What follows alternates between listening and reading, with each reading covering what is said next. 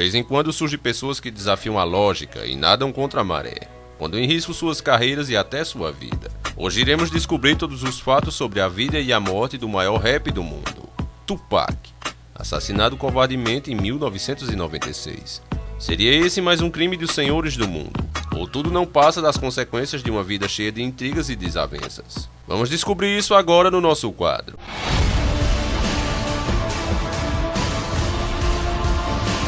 Senhores do mundo. São muito poucos os artistas que têm a coragem de passar mensagem em suas obras sobre o controle da indústria. E desses poucos que têm essa coragem, eles fazem porque se sentem na obrigação com seu público e com Deus, que tem que fazer. Eles falam na maioria por meias palavras. Outros cantam temas que parecem ser contra a indústria. Mas tudo fica por aí. Eles não vão mais além disso. Eles sabem muito bem o que pode acontecer com eles se derem um passo adiante. Muitos dos temas que ouvimos que parecem expor a verdade são sempre de bandas não muito conhecidas. É muito raro, para não dizer quase impossível, vermos um grande artista encarar a indústria de frente. A indústria usa sempre dois pesos, duas medidas, duas formas de propaganda, que divide as opiniões e assim as controla. É a velha fórmula de dividir para conquistar. Mas um dia existiu um artista que foi incontrolável. Ele falava da indústria abertamente, chamava as coisas pelo nome e falava dos Illuminati. E isso foi muito antes de sequer alguém os mencionar por nome. Ele fazia nas letras de sua canção e fora delas. Este artista herói deu uma nova dimensão ao hip hop, e ainda hoje só podemos imaginar onde ele poderia ter chegado se não tivesse sido assassinado covardemente. Eu estou falando de Tupac Shakur. Esse cara é um dos únicos raps que usava a música como ela foi feita para ser usada, passando mensagens anti-elite, anti-controle e pelas liberdades e direitos. Ele falava abertamente sem fazer arrudeios sobre esses assuntos em entrevistas, em particular quando começou a falar dos Illuminati, nome que naquela altura muito pouca gente tinha ouvido falar. Tupac passou a vida entre o estúdio e a prisão. A imprensa ajudava a cultuar a mentira, e onde se destaca sua famosa prisão por violação largamente publicitada nos jornais, quando a acusação e a pena dele não foi por violação, mas sim por abuso sexual. A diferença é muito grande, para quem não sabe. Para uma acusação de violação tem de haver sexo forçado.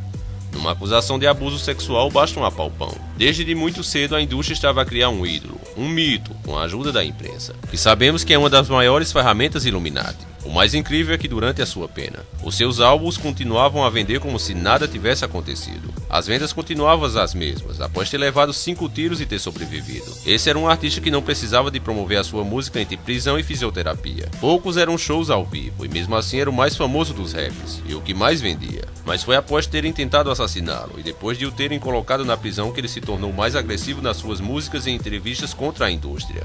Tupac foi o primeiro gangster rap, e a imagem que a maioria dos raps hoje em dia tentam passar vem dele, dizendo que tiveram uma vida dura nas ruas até chegarem onde chegaram, quando isso não é verdade. A grande maioria teve vidas privilegiadas em famílias de classe média. O game GTA San Andreas do PS2, por exemplo, também trabalha a favor dos senhores do mundo. A indústria é uma só, e controla tudo. Eles fizeram questão de fazer um personagem para degrenir Tupac. Quem jogou vai lembrar do personagem Oglock, que era um ex-presidiário, dava a bunda na prisão. Era um rapper sem talento, trapaceiro e covarde, arrogante e traidor. Sem dúvida, no game, o Orlock é um dos personagens mais safados do game. Você até faz uma missão para roubar um livro de rimas do Mad Dog, um artista de verdade, para dar para ele. Ele plageia e fica famoso assim. Essa elite maldita não brinca em serviço quando eles querem manchar uma pessoa. Eles usam todos os meios possíveis. Desenhos animados, séries de TV, programas ao vivo, programas de auditório, filmes, games, tudo que eles possam usar. Porque tudo está na mão deles. Ninguém faz sucesso sem antes baixar a cabeça para eles. Essa é que é a verdade, e me chame de louco quem quiser. Certo dia, Tupac deu uma entrevista na prisão e que disse: "Só posso desaparecer morrendo, e mesmo morrendo a minha música viverá para sempre." É interessante que ele se referia à indústria musical sempre como o game, não como um negócio, mas como um jogo, ao qual ele afirma ter vendido a alma em troca de mulheres e bens materiais. Ele dizia que agora estava preso nesse mesmo jogo, querendo mudar, mas não podendo. Acho que game é a melhor definição da indústria, pois é mesmo um jogo pelo controle de opiniões e mentalidades, mas um jogo viciado que só a elite pode ganhar. Artistas e amantes da música são sempre meros peões, o que os céticos não entendem e preferem ignorar por pura covardia. É que existe uma crença por parte de uma pequena elite global, em cima de religiões antigas que têm deuses pagãos e demônios como senhores. Se a entidade em si existe ou não, aí é problema seu acreditar ou não. Mas o que você tem que enfiar de uma vez por todas em sua cabeça, eu canso de dizer isso, é que existem pessoas que acreditam nelas. E são elas que dominam o nosso planeta através da indústria. E sendo assim, ou você entra na deles, ou nunca vai ter a chance de mostrar o seu talento por melhor que você seja. É aquela história das portas estarem fechadas para você. E saiba bem você que está disposto a entrar. Existe um problema. Uma vez dentro, você jamais pode sair. Você só sai pelo caixão. Tupac sempre tentou separar os verdadeiros raps dos falsos, sem nunca referir nomes. Ele não queria impor uma teoria. Ele queria que as pessoas buscassem informação e chegassem a uma conclusão por elas mesmas. Ele dizia: preste atenção nas letras das músicas. Pense sobre elas. E se você as acham reais, então deve apoiar os músicos que acha verdadeiros. Disse que não é uma questão de abanar a cabeça ao ritmo de uma batida do qual você gosta, mas sim perceber a mensagem que acompanha essa batida. Isso é o importante. Foi durante esse tempo na prisão que ele resolveu voltar mais forte e vingar-se da indústria, que o atacava constantemente. Foi nesta altura que começou a falar dos Illuminati, da sua agenda que nas músicas ou letras, das quais um verso significa mais ou menos: só me dizem que os Illuminatis para tomar o meu corpo para o sono. Ele levantou também em entrevista uma questão pertinente. Como é que na sociedade ninguém fala dos Illuminati e os caras na prisão falavam disso o tempo todo? Como é que aqueles carinhas na prisão, que mal sabem ler, sabem o que são os Illuminati? Quem lhes disse? A resposta não foi lhe dada porque a pergunta é retórica, mas na verdade a resposta é bem simples, pois só fala desse assunto quem não tem nada a perder. Quantas pessoas aqui vendo esse vídeo não sabem que seus patrões são corruptos e se calam? Elas não querem perder os seus trabalhos, mas daí são pisadas uma vez, 2 vezes, 3 vezes, e só quando alguma perde um emprego aí sim começa a meter a boca no trombone. É sempre assim. Elas já perderam tudo o que tinham a perder. Só que no caso, quando é falado sobre um Illuminati, a mídia já vem trabalhando a nossa cabeça. Ela já nos ensinou que as pessoas que fazem isso devem ser tratadas como loucos, e assim vem sendo feito. Aquele que está caladinho e se submete a criticar quem fala a verdade. Põe a dúvida em sua mente. Esse é rotulado como pessoa normal. O louco é aquele que tenta mostrar a realidade a você. E o pior é que nós chamamos isso de racional. E ainda nos achamos inteligentes por pensar assim. Uma das frases de Tupac que eu gosto muito: ninguém pode afirmar querer mudar o mundo, mas individualmente podemos semear o conhecimento, espalhar a informação que levará a que ele mude. Nesta nova linha de intervenção musical de Tupac, ele tornou os Illuminati o seu alvo pessoal, tendo adicionado a letra K ao nome da organização, Killuminati, somando as palavras Kill mais Illuminati. Ele achava que assim poderia destruir o grupo. Como Kill significa matar, ficou matar Illuminati. E no inglês fica Illuminati mata. Eles tentaram matar-lhe uma vez, mas apesar de terem dado 5 tiros nele, Tupac ainda sobreviveu, mas eles tentariam de novo. Infelizmente, o segundo atentado contra sua vida foi um sucesso, e os Illuminati marcaram esta morte rodeada do simbolismo que tanto gostam, deixando para ser interpretado a simbologia dos Illuminati e os modos operantes do grupo, tal como qualquer serial killer. Eles deixam a sua marca. A maçonaria Illuminati não é exceção. Eles gostam de dizer o que fazem e deixam estas marcas para serem descobertas. O segundo atentado, que levou à morte de Tupac, veio dias depois de ele ter dado uma entrevista afirmando que em 4 anos ele estaria no topo, estaria frente a frente com as elites, e iria se candidatar a um cargo político grande, criando seu próprio partido político, mais ou menos como fez Enéas aqui no Brasil. Ele tentou fazer também, e falando com a coragem que ele tinha, usando seu protagonismo como rap, não seria difícil imaginar que ele ia conseguir ser eleito com uma mão nas costas. Infelizmente, Tupac não chegou lá, pois um segundo atentado e mais meia dúzia de tiros no seu corpo puseram fim à sua vida e a toda a sua luta. Mais uma frase de Tupac: não temos escolha, temos de seguir em frente e tentar fazer o melhor possível pela próxima geração. Está tudo tão fodido que não podemos deixar as coisas bem para a próxima geração. O que podemos fazer agora é eliminar o máximo possível de coisas más, antes de partirmos. Tupac Shakur. Mas uma de suas grandes frases era essa: sempre que o governo falha, culpa o povo. Neste momento a América é uma merda, mas isso não significa que os americanos tenham de ser uma merda. Mas é isso que querem que sejamos, e desta forma os pobres continuam pobres, e a matar pobres, enquanto os ricos enriquecem e vendem aos pobres o sonho de virem a ser ricos, sem nunca lhe darem de verdade a oportunidade de o ser. No dia em que Tupac Shakur foi condenado por abuso sexual, acusado de ter usado a força para apalpar as nádegas de uma mulher, antes de ouvir a sua sentença, lhe foi perguntado se tinha algo a dizer ao tribunal. E aí Tupac mostrou o porquê de tantas pessoas o admirarem.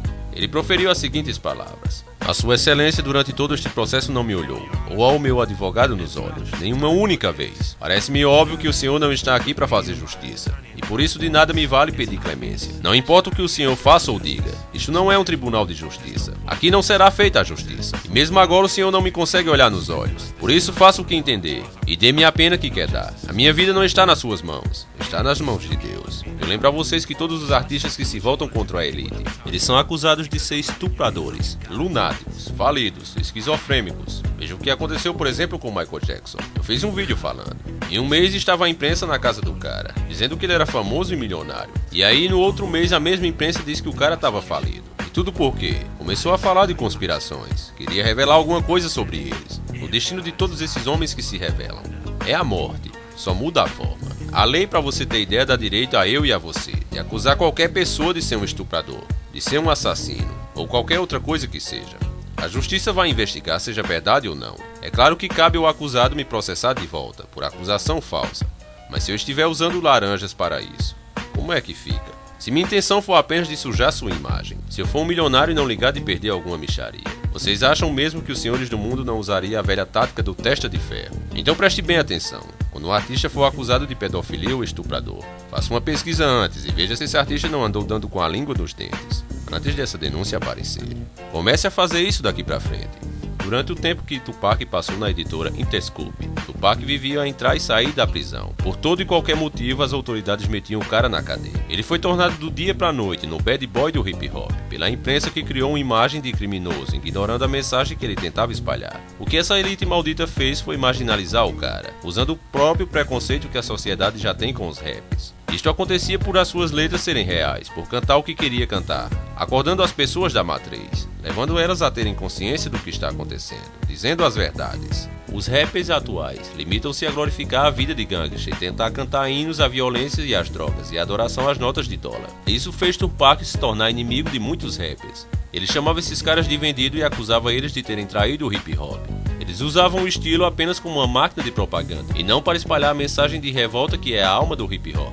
Uma dessas letras dizia o seguinte: aos vendidos a viver bem, de uma forma ou outra vocês vão desistir. Acha que por ter nascido negro tenho que dizer paz, cantar e levar tiros? Agora sou uma ameaça só porque vos lembro de coisas que querem que esqueçam. Estarei aqui até que me matem. Após ter saído da prisão, todas as suas músicas continham mensagens sobre os Illuminati. Até o momento que deixou a Interscope, se juntou à nova editora The At Hole. Em pouco tempo ele percebeu que ao contrário do que lhe tinha sido prometido, ele não tinha liberdade nesta editora dita independente, e ao custo pessoal se afastou-se da The At Hole e criou a sua editora Machiavelli Records, na qual aceitava unicamente os raps que cantavam de coração, sem medo das elites. Aqui adotou o alter ego, Machiavelli, inspirado em Machiavelli, sobre quem leu no seu tempo de prisão. Machiavelli tinha a letra K, uma letra que colocou no seu alter ego, por ser a letra que adicionou aos Illuminati, fazendo Killuminati. Ao retirarmos esta letra móvel, ficamos com um anagrama que se lê Estou Vivo. Para esta nova editora ele levou 2 homens. Ele acreditava que eles partilhavam da sua linha de pensamento. Esses homens eram Snoop Dogg e Dr. D, com os quais formou o grupo Tell Laws. Ambos estes rappers viviam na sombra de Tupac, cresciam às custas do seu talento e ainda continuam a atrair sua memória. Ele acusava os outros músicos de terem vendido a pessoa que eram, de terem vendido sua alma à indústria. E quando confrontado com a questão dele ter vendido a sua alma, ele respondia: os vendidos não conseguem se olhar ao espelho, pois não encontram sua alma. É por poder olhar-me ao espelho e ver que a minha alma ainda está lá. Não a vendi, ela está comigo, eu posso senti-la. A verdade é que Tupac vendeu a sua alma no início da sua carreira, pois isto é regra para qualquer um que queira entrar na indústria. É uma lei, não se trata de que exista ou não a entidade que eles acreditam. Não vou entrar nessa questão, mas o que existe de fato e que você não pode negar é que a elite global acredita nos seus demônios e exige que qualquer um que queira ser famoso faça parte da sua fé amaldiçoada. A indústria estava prestes a levar Tupac ao cinema. Isso é claro no começo de sua carreira, quando ele fazia o jogo deles. Ele seria mais um dos artistas alienados que seguem o mal e que alienam milhões de pessoas. Mas aí Deus entrou em sua vida. Ele reconheceu Jesus como seu único salvador. Veja nessa entrevista como ele fala de Deus. Como você diria que a sua vida tem sido? O que você diria sobre ela? Como a definiria? Eu diria que tem sido como um teste para a minha fé. Sabe, na Bíblia há um homem, o qual acho que chamava-se Jó, e Deus o colocava sob as situações mais difíceis, apenas para assegurar-se de que sua fé era verdadeira. É assim que eram as coisas. Se eu não tivesse esse suporte, acredito que meus pés não estariam tão firmes. Para que eu enfrentasse qualquer coisa, eu seria mais fraco para lidar com as situações externas. Eu sinto que estou fazendo o trabalho de Deus, entende? O fato de não estar recolhendo doações religiosas não significa dizer que não estou fazendo o trabalho de Deus. Eu sinto que estou fazendo o trabalho de Deus. Eu continuo rezando para Deus todas as noites. Eu quero que Deus saiba que mesmo durante os piores momentos, eu ainda o reconhecerei como um ser superior a mim, e que não abrirei mão da minha fé quando as coisas ficarem ruins para mim, porque ele estava lá nos meus bons momentos. Então quero que ele saiba disso, que eu não sou nenhum otário, não sou soberbo a ponto de deixar de crer neles nos maus momentos. Eu acredito em Deus sempre, todos os dias, o dia todo, no pior e no melhor, 5 tiros, tempo na prisão, tudo, nos bons momentos, milhões de dólares e tudo mais, o tempo inteiro. Eu sempre acredito em Deus, porque Ele me deu tudo isso. Só por essa entrevista, nós já podemos imaginar o motivo de quererem Tupac morto. Apesar de ele ter feito um pacto no começo de sua carreira, ele agora era um homem livre. Quando você reconhece a Deus, não importa o que você tenha feito, você renasce. Nova criatura você é. Foi o que aconteceu com Tupac. Um homem que não via mais sua alma. De repente se olhava no espelho e podia ver quem ele era.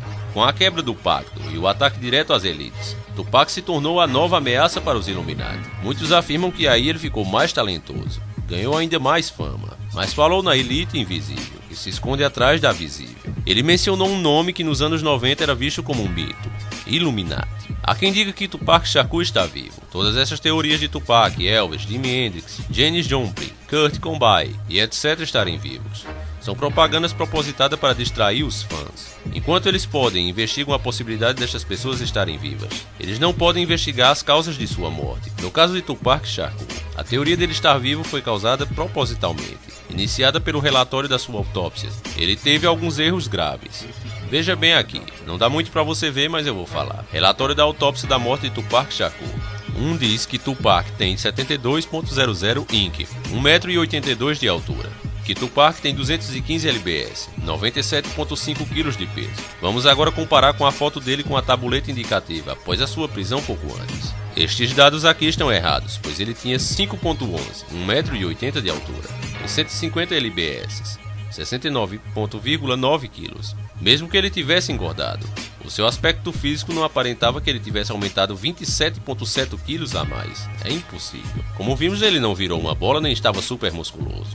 Mas vamos dizer que sim. Certamente uma pessoa não pode crescer 2,5 centímetros. Estes erros foram possivelmente colocados ali de propósito, para criar o mito e distrair as pessoas sobre a morte, fazendo que elas vão buscar provas que ele está vivo. Tupac está morto, e mesmo que não estivesse, a autópsia, que é obrigatória, certifica-se que ninguém vai parar na cova em estado de catalepsia, pois se não morreu antes, morre durante. Não há dúvida. Quando alguém me fala sobre a possibilidade de um Michael Jackson, por exemplo, estar vivo, um Tupac, isso chega a magoar, pois eu que faço um trabalho sério, já recebi dezenas de pedidos com esses assuntos, com certeza daria muitos views, mas eu não estou aqui para alienar vocês ainda mais, em troca de views ou doações no Patreon. Jamais eu farei um vídeo que prejudique o entendimento de vocês.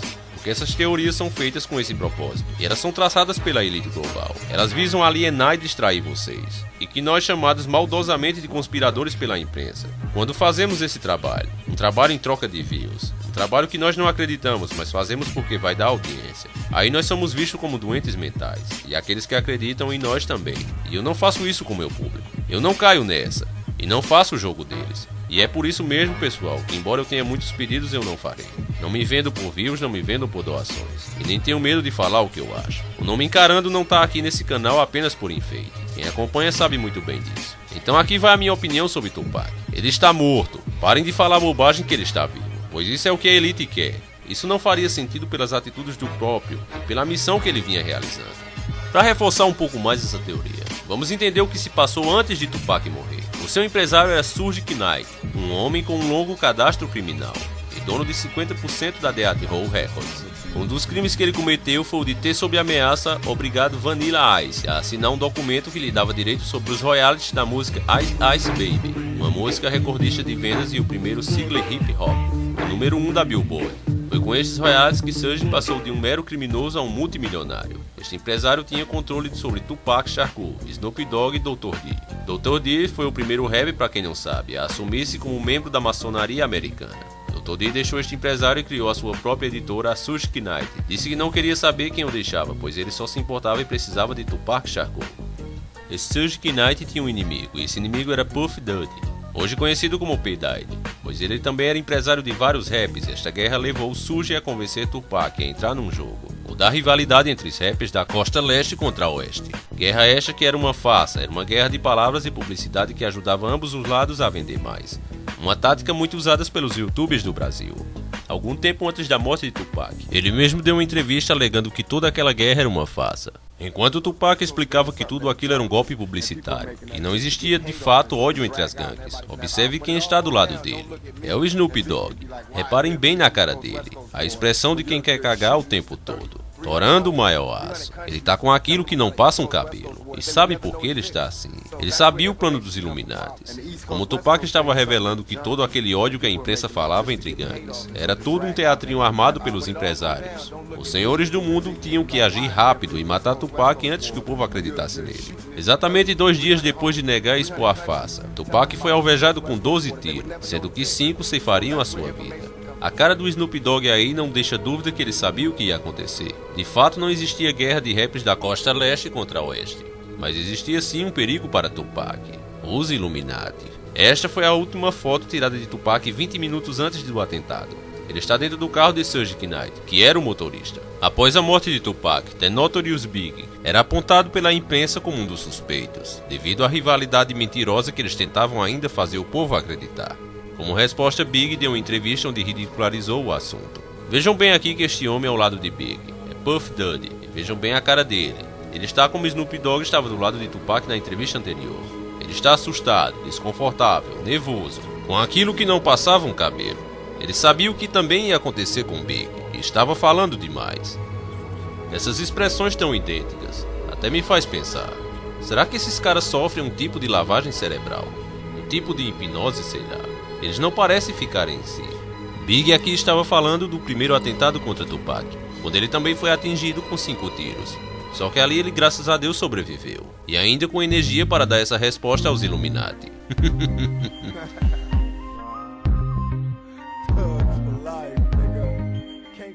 O primeiro atentado contra Tupac foi 30 de novembro de 94. Tupac se recuperou deste atentado e acusava Puff Daddy de estar envolvido. Acusava Big de ter conhecimento do envolvimento de Puff Daddy, de intencionalmente proteger o cara. O New York Times chegou a apresentar uma reportagem que apontava o Puff Daddy como sendo o principal suspeito. Big, após a morte de Tupac, deu início a uma campanha a fim de ridicularizar a teoria que culpava a guerra mentirosa da costa oeste contra a leste feita pela imprensa imunda. Ele também frequentemente lamentava a morte de Tupac, o que mostrava claramente que de fato Tupac não estava mentindo, nem ele. Não existia essa guerra que a imprensa falava. Isso não agradou os Illuminati. O mataram 6 meses depois da morte de Tupac.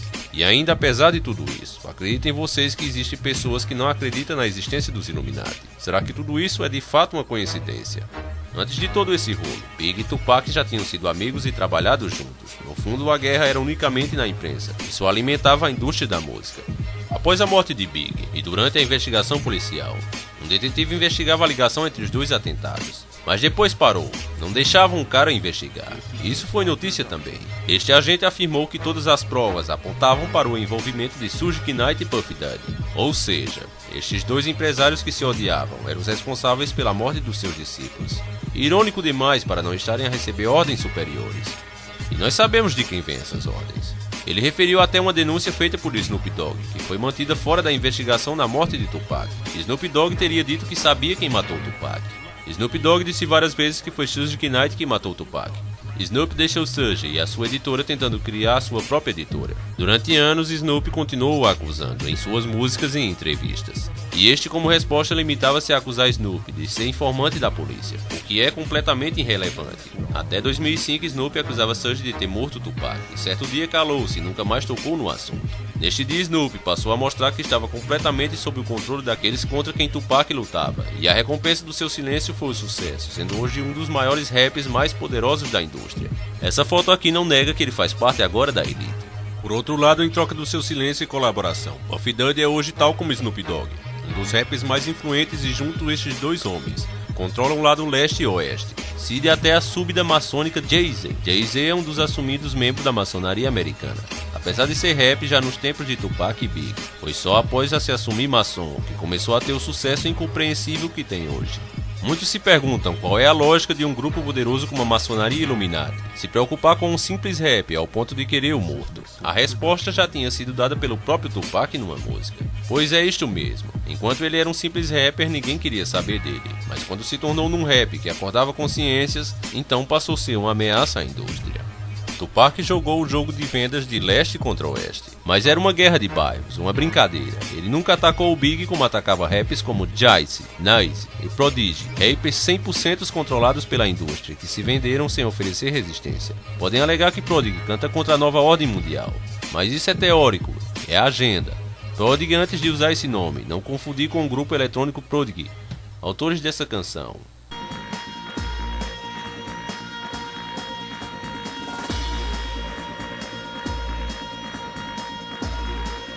Já era um rapper 100% money, atrás unicamente da fama. Podem alegar que Prodigy acordou e percebeu o controle e agora canta contra a nova ordem mundial e Illuminati.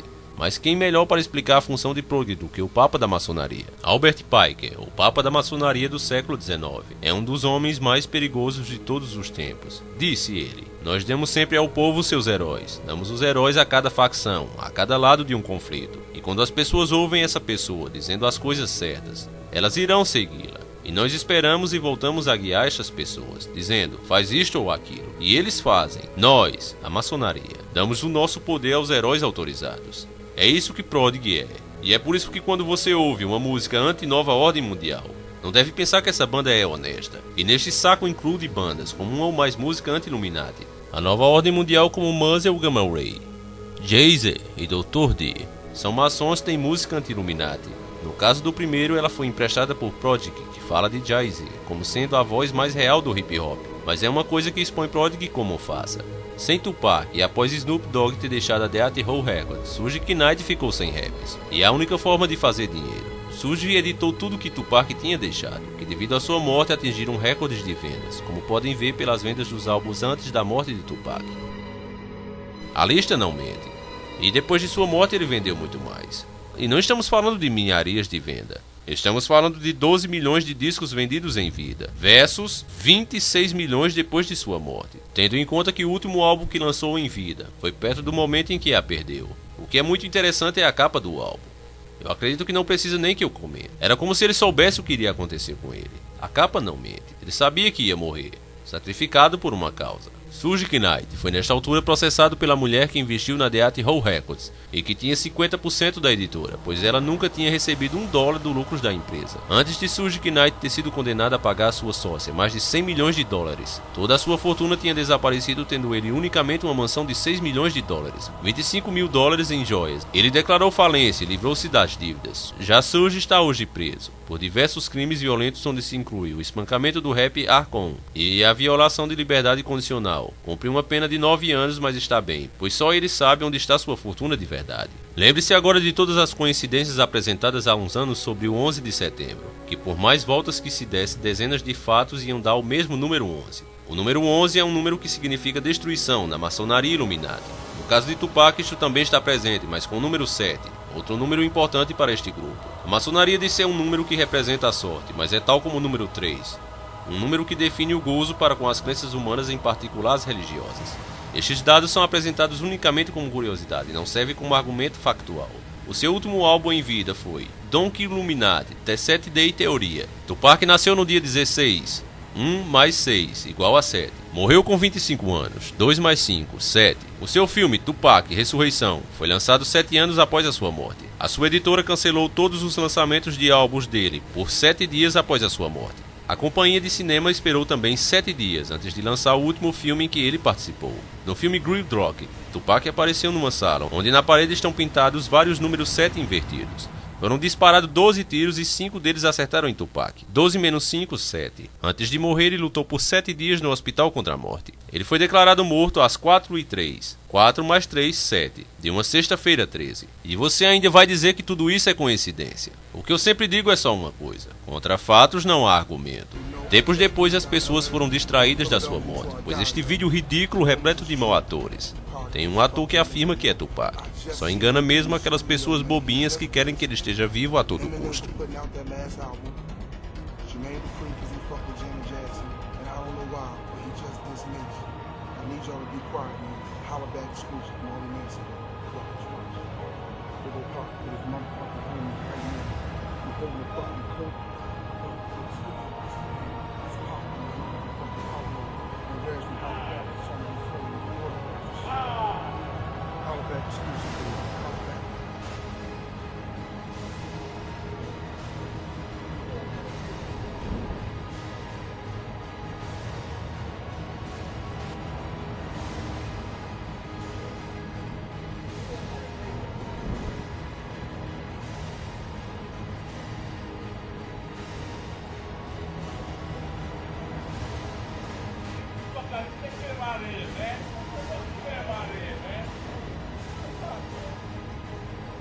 E assim nasceu o mito que afastou a maioria da investigação da sua morte, levando-os ao buscar pelo Tupac vivo. Para a identificação do Tupac tem como base um dos homens que diz Hyde Pike Man, sem grande convicção. É o suposto Tupac, não parece muito preocupado em esconder-se, mas infelizmente esse vídeo teve efeito e afastou as pessoas da sua morte, buscando-o em vida. Com todos esses fatos que eu apresentei para você, eu acredito que não resta dúvidas que Tupac está morto, e foi morto pelos Illuminatis. Inclusive o depoimento do policial que ainda encontrou Tupac. Vou deixar o link para vocês conferirem. Ele encontrou Tupac com vida. Foi ele que socorreu Tupac. Ele só veio dar o seu testemunho pouco tempo depois de ter se aposentado da polícia. Ele relata que quando pegou Tupac nos braços, ele disse: "Diga quem atirou em você." As últimas palavras de Tupac foram: "Vá se fuder." O policial disse que não entendeu o porquê. Será que de fato não houve um envolvimento da própria polícia no assassinato do cara? Já que todos trabalham para os Illuminati. E esse policial, sem saber, acabou ouvindo o último protesto de um guerreiro vítima da elite. Como sempre, a mídia acusa o policial de ser um mentiroso, alegando que ele demorou tempo demais para falar sobre o ocorrido. E deve estar atrás de sucesso. Mas nós aqui sabemos que se ele tivesse falado quando ainda era policial, com certeza teria acontecido algum acidente de trabalho com ele, ou simplesmente teria pegado uma doença raríssima. Acredito que esse caso pode ser arquivado como mais um crime dos senhores do mundo. Porém, eu sei que alguns ainda querem acreditar que ele está vivo. Infelizmente, contra isso eu não posso fazer nada. Quando uma pessoa quer se enganar, não há quem possa impedir. Este vídeo acaba aqui. Agradeço a todos vocês que fizeram o pedido deste vídeo. Eu não cheguei a contar, mas com certeza Tupac teve mais de 500 pedidos. Então, fica um abraço a todos aqueles que pediram. Peço a você que gostou, que compartilhe, coloque nas redes sociais este vídeo, espalhe a verdade para mais pessoas. E se você não for inscrito ainda, se inscreva e faça parte da nossa família. Para aquele cara que é bom de bolso, dá uma ajudinha lá no Patreon. Com certeza R$10 não vai quebrar você, mas vai ajudar demais o canal. Agradeço a todos e espero vocês no nosso próximo encontro. Sempre encarando o sobrenatural.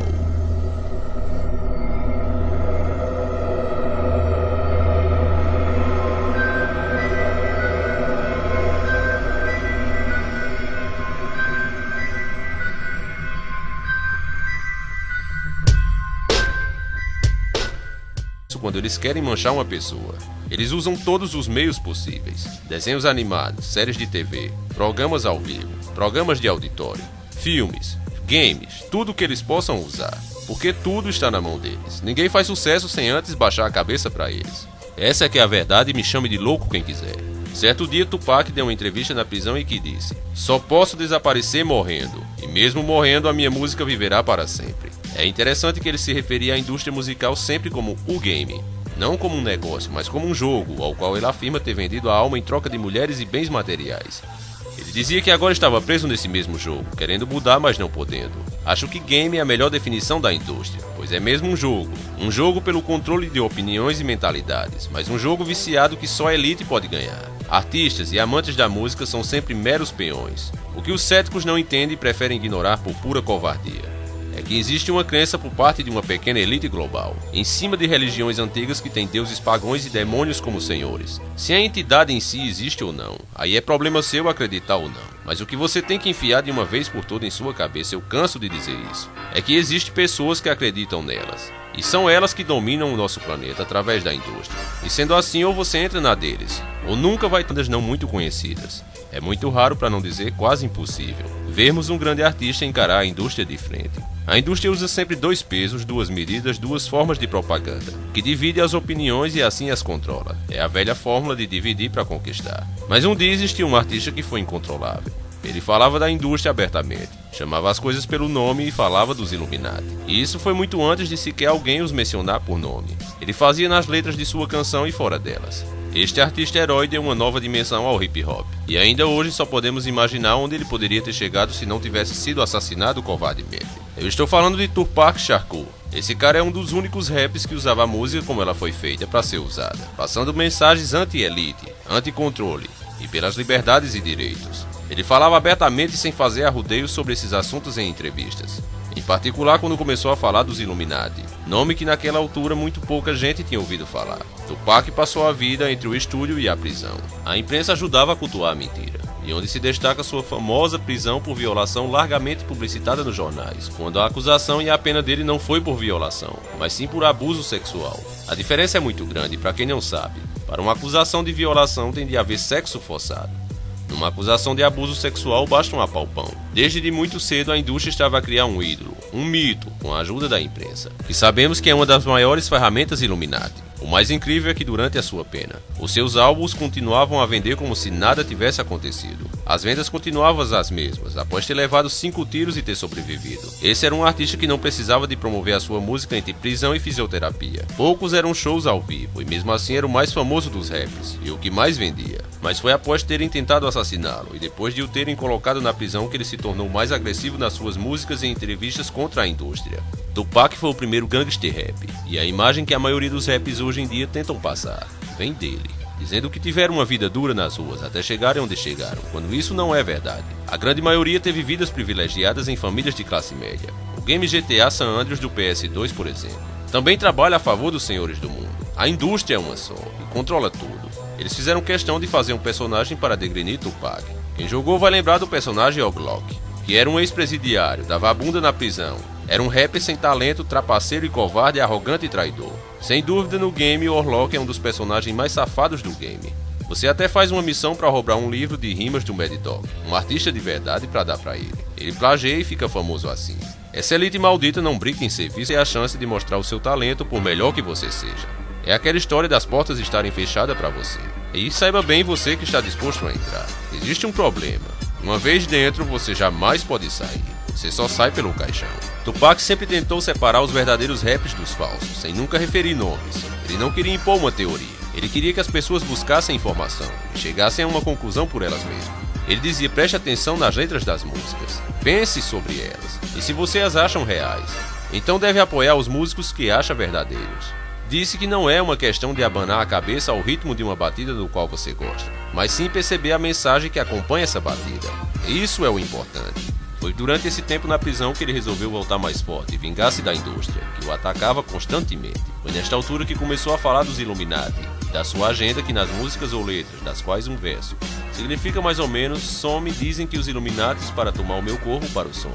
Ele levantou também em entrevista uma questão pertinente. Como é que na sociedade ninguém fala dos Illuminati e os caras na prisão falavam disso o tempo todo? Como é que aqueles carinhas na prisão, que mal sabem ler, sabem o que são os Illuminati? Quem lhes disse? A resposta não foi lhe dada porque a pergunta é retórica, mas na verdade a resposta é bem simples, pois só fala desse assunto quem...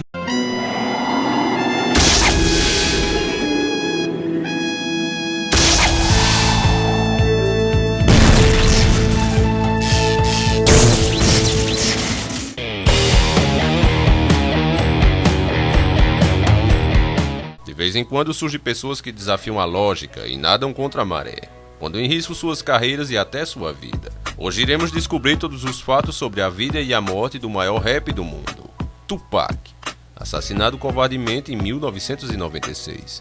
Seria esse mais um crime dos senhores do mundo? Ou tudo não passa das consequências de uma vida cheia de intrigas e desavenças? Vamos descobrir isso agora no nosso quadro.